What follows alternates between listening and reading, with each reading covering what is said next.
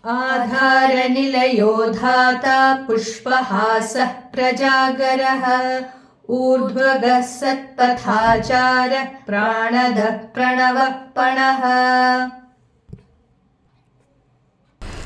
ādhāranilayā'dhātā.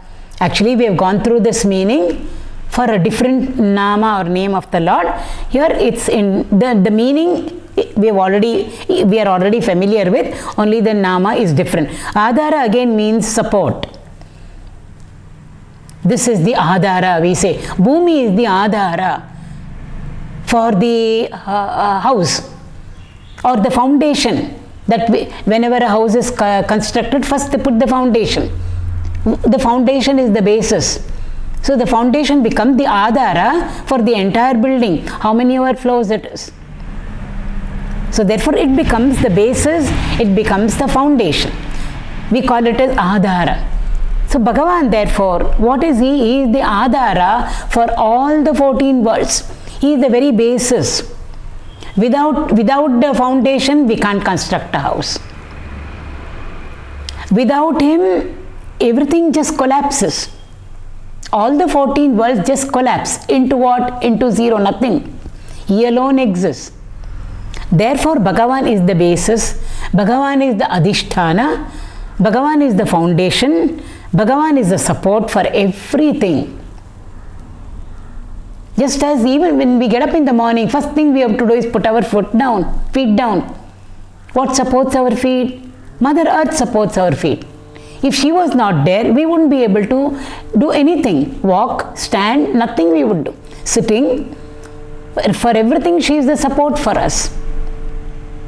Similarly, Bhagavan is the support and he is the basis and he is the foundation for everything. Anything, for a drama to be played out, or for a music concert, or for a dance concert, anything, we need a stage. First thing is they will check up whether the stage is all right, the platform is all right, stage is all right. On that, everything is played about. It becomes the basis. It becomes the substratum or the platform. Or without it, no drama. Without the TV screen, we can't see anything. Without the screen, big screen in the cinema theatre, we wouldn't be able to view any film, good or bad, comedy or tragedy. Similarly, Bhagavan is ādhāra. Nilaya means shelter. We call our houses nilaya, shelter. Actually, both mean the same. There's a small difference between the two. Ādhāra nilaya means everything he alone is. He is the substratum, he is the support, he is the foundation, he is the basis, he is the shelter for all of us. Home sweet home. Dasaru says, Adu nammane, idu summane, he says. He is played on those Kannada words. Summane means simply. Why did you say this? Simply, I said, summane hedde, we say. Means simply, very casually, coolly, I just said something. I didn't mean it. So this where we are staying is summane. Means it's not permanent for us. We are just over here. Simply we have come here for some time. Afterwards we have to go back. But how we hold on to our house outside. And what is the house inside? Body, mind, intellect also is a big house. Griha, 3-tier house it is. That also we are solid holding on to. We are associated with it, we are identified with it, we are attached to it. But Dasuru says it is summane. It's just there now. We do not know when it will go away. Adunammamani.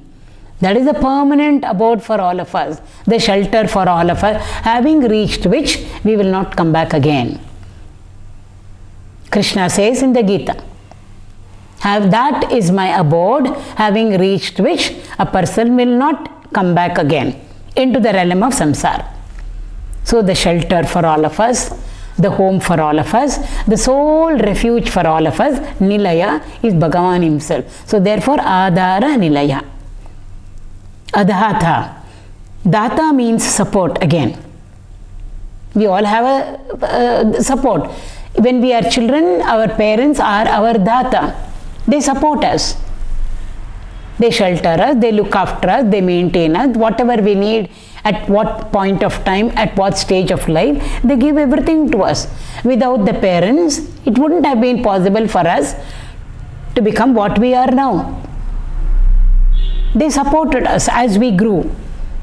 They helped us to sit down, they helped us to stand up, they helped us to walk, they helped us to showed us how to eat food, how to put the food inside without it coming out, spilling out. Everything they taught us, which means our sole support when we were children were our parents. So like that, everything we can go back and say, what is the support of this, or who is the support of this? So there is another support. Then that has another support. If we trace back like that, we come to Bhagavan.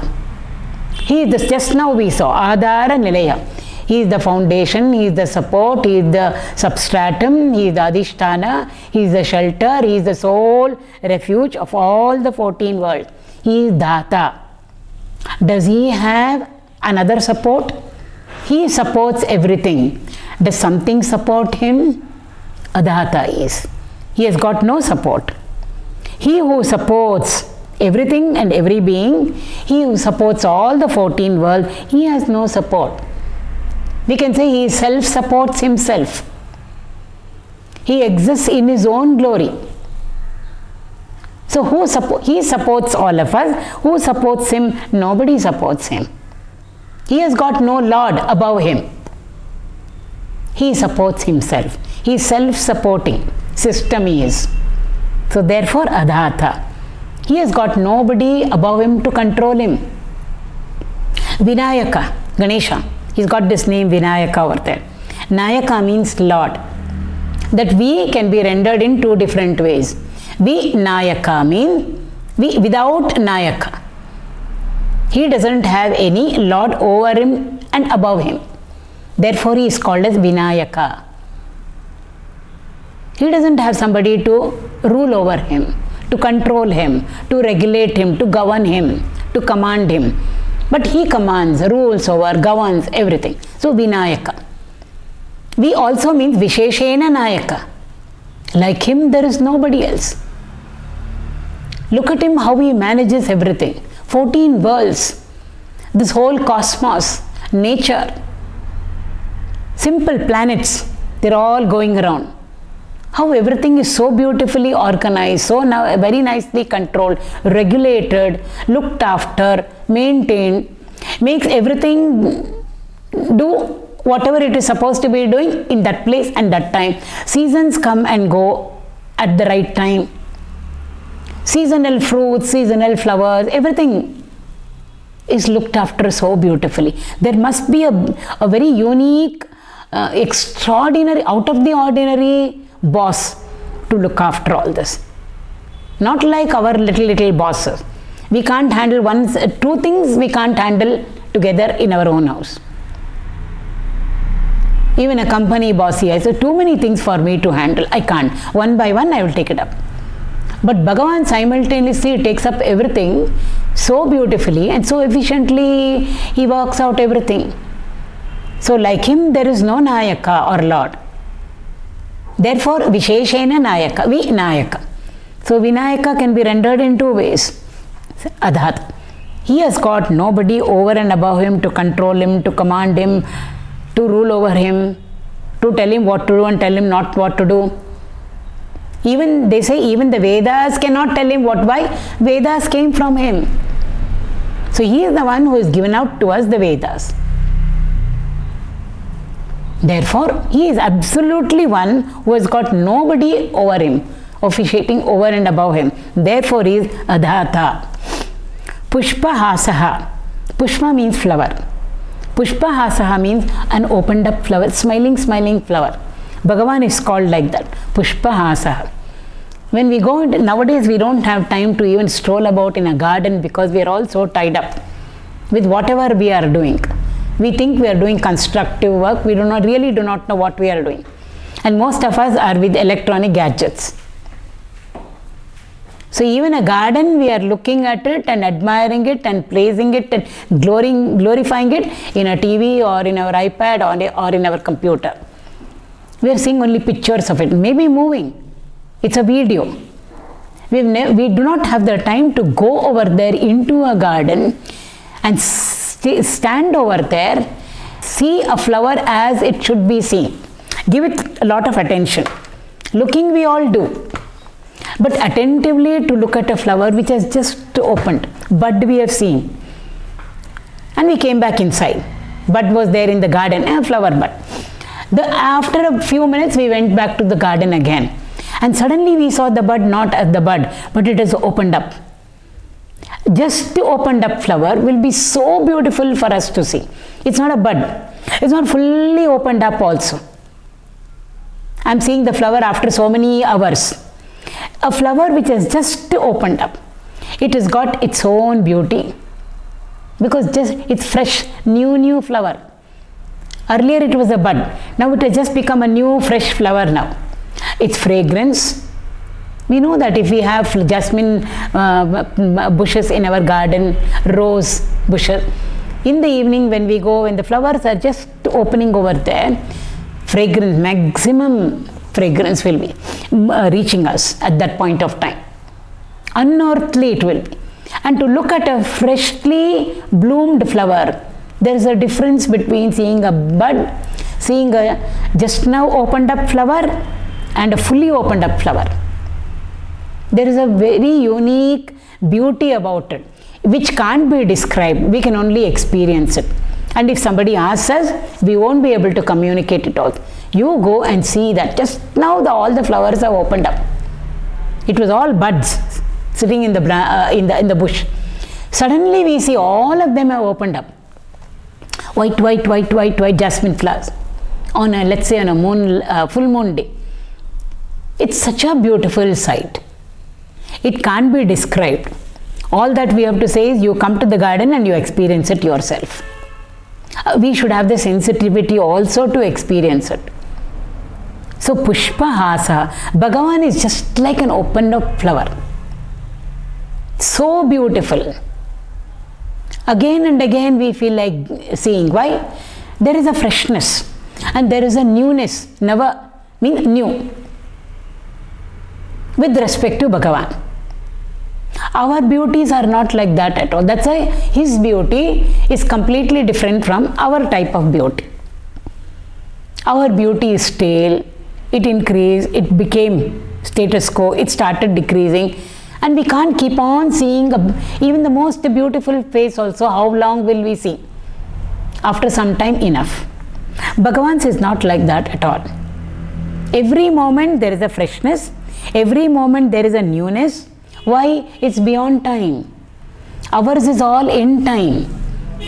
In time everything becomes stale, routine, monotonous. Bhagavan is beyond time. So every time we encounter him or we invoke him or we connect with him, we are connecting with somebody who is beyond time. So there is always a newness and a freshness over there. That is why Madhuradhipater Akhilam Madhuram. What all is Madhura over there? Sweetness means beautiful, that's all it is. Everything. He walks beautifully, sweetly. He sits down sweetly. When he's standing, it is so sweet. When he's talking, he is so sweet. When he's not talking, it is very sweet. When he's singing, it is very sweet. When he's playing on the flute, it's very sweet. Everything about him is beautiful and beautiful. The beautiful word itself is very limited. Therefore, Madhuradhipater Akhilam Madhura. Madhurashtaka is there, we learn it by heart and then we chant it also. But we have to go into what it is exactly signifying for all of us. Lots is there, coded over there. We have to decode it. That is why stotras are stotras. It is not a stuti. Stuti plus trayate. That's stuti of Bhagavan. If we pick it up and if we chant or we hear it, trayate, it helps us to cross over the ocean of samsara. That stuti is called as stotra. So for Bhagavan it is stotra. For all of us it is only narastuti. We don't say narastotra. So puṣpahāsaḥ.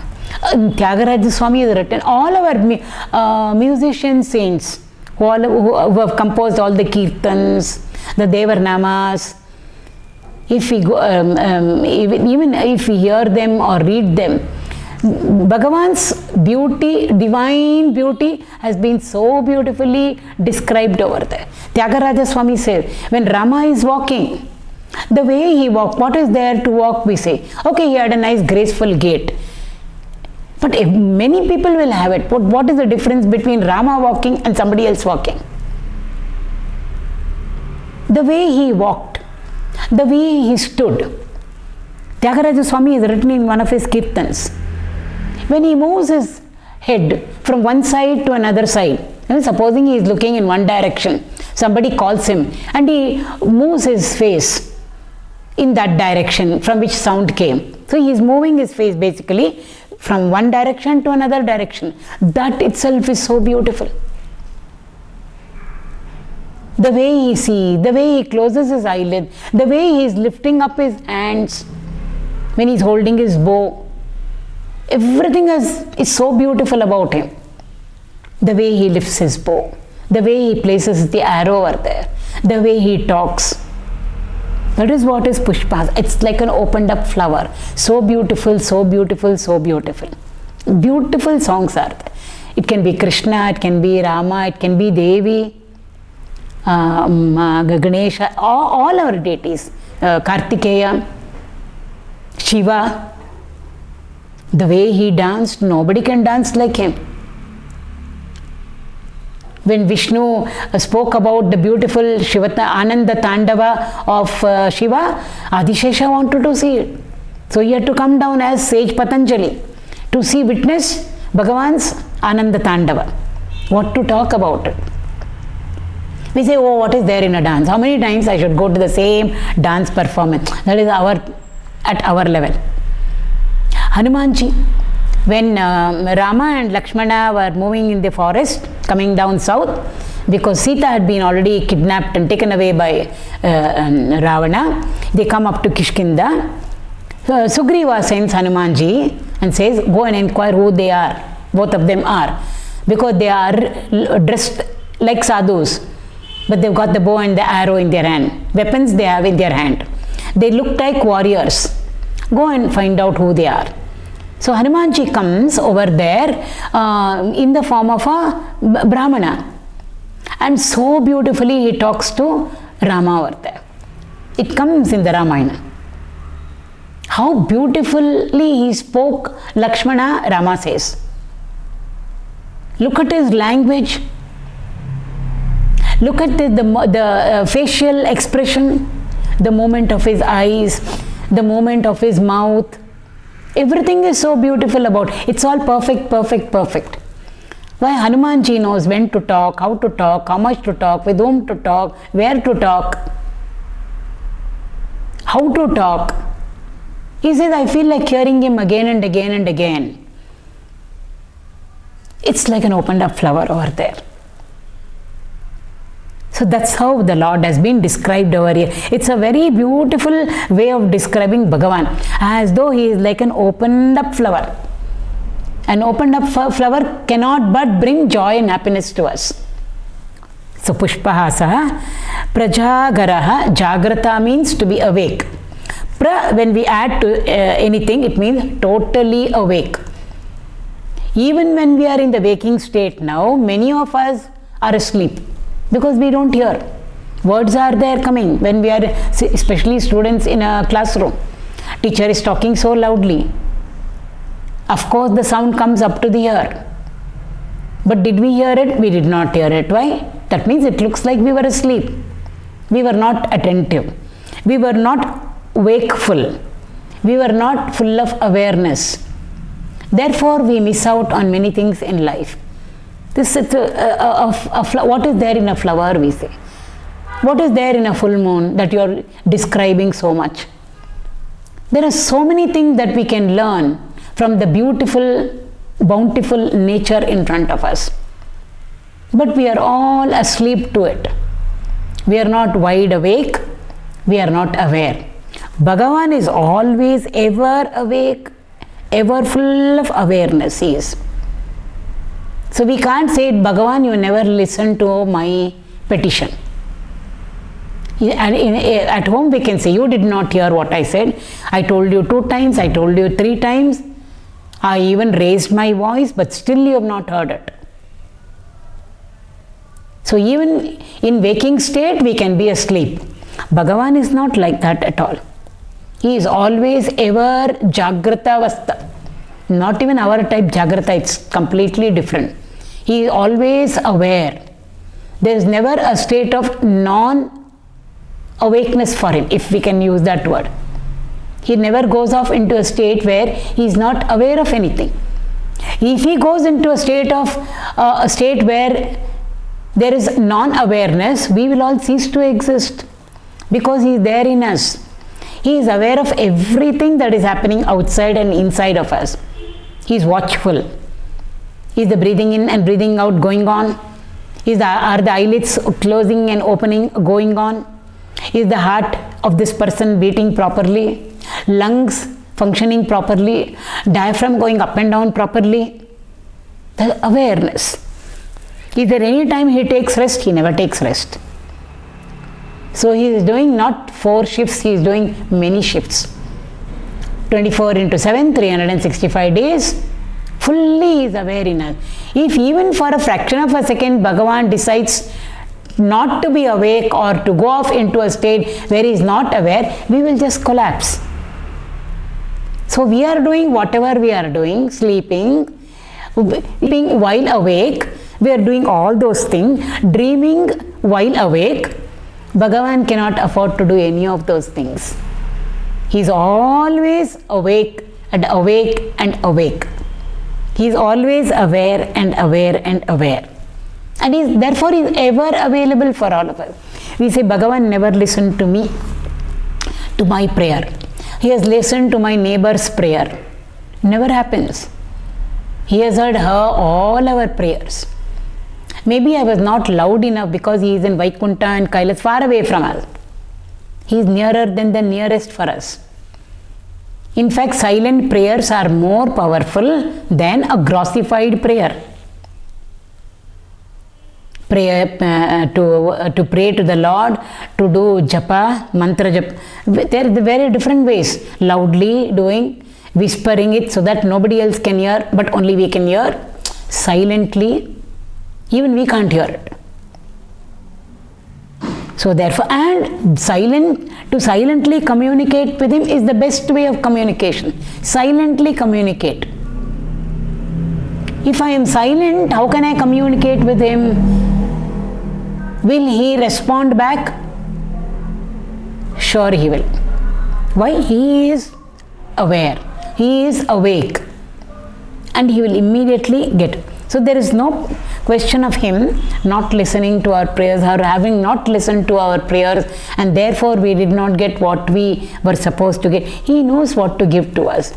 In this place, in this time, in this situation, Bhagavan knows what is best for us. What we deserve, he knows. We like little children ask for so many things. We desire for so many things. But Bhagavan knows exactly what is required for us, for our own progress and evolution. Prajāgaraḥ, ūrdhvagaḥ, ūrdhva means top. So ūrdhvagaḥ means one who is on the top of everything, means highest.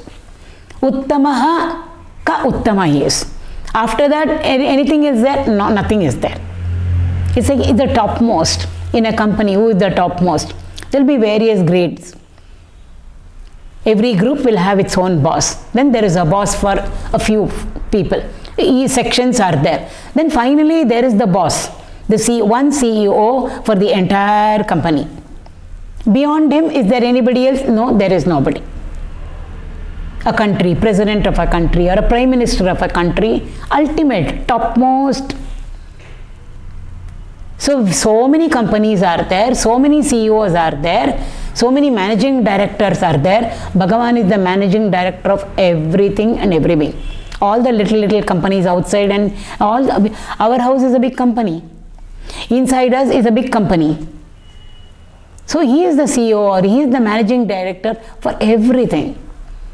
He is at the topmost, he occupies the topmost position. Is there anybody above him? No, ādhārata we already saw. There is nobody above him. So he occupies the topmost. That state is the highest. So other than him, there is nothing which exists. Higher than him, there exists nothing. So slowly, slowly we can go higher and higher and higher and higher.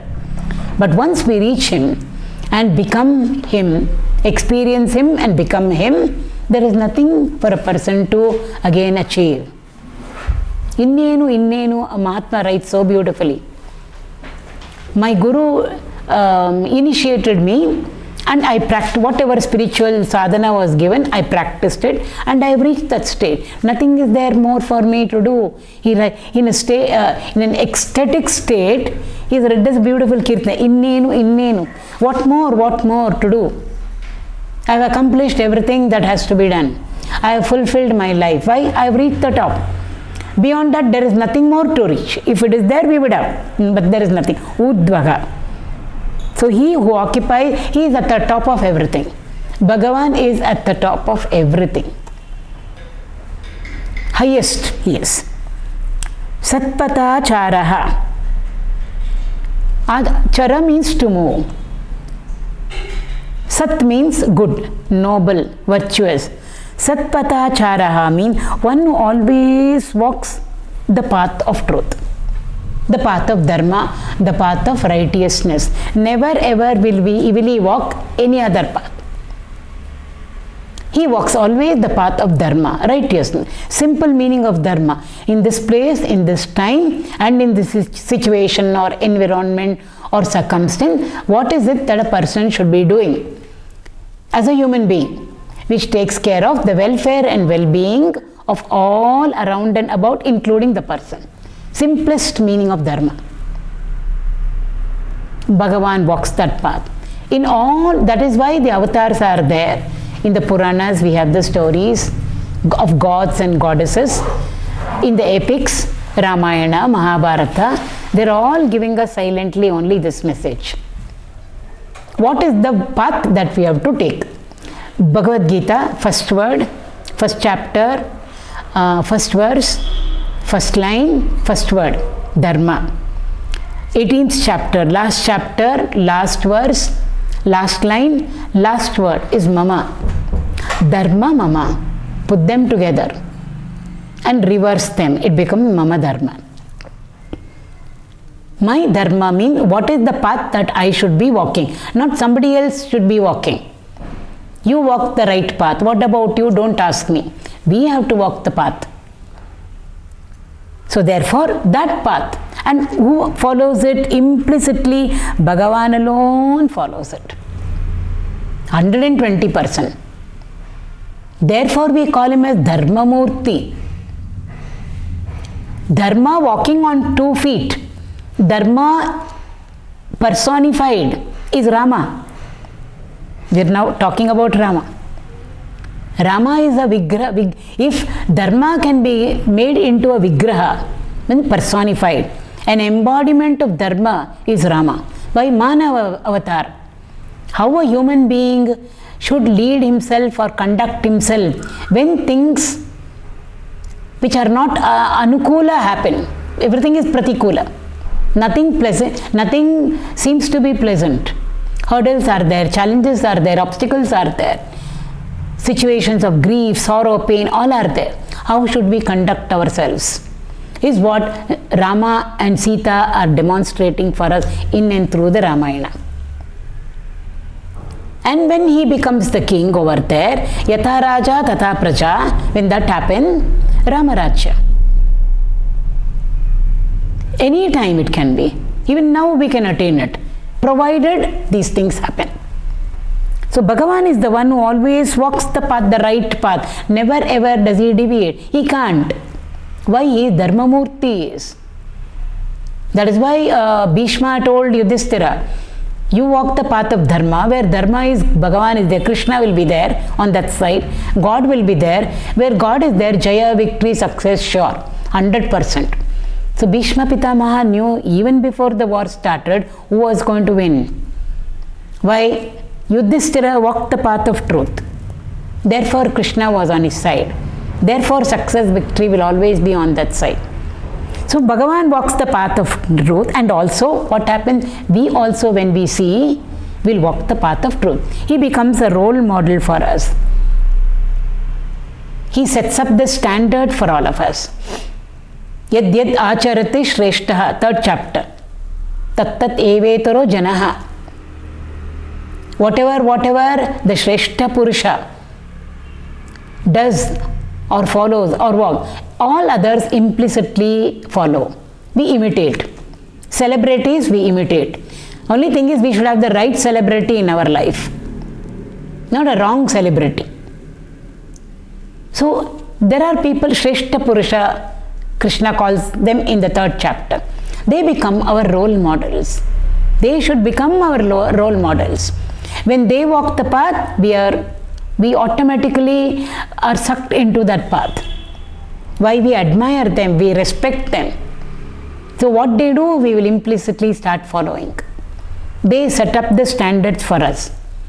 No, this person did this, they didn't do this, did not compromise. I also will not compromise.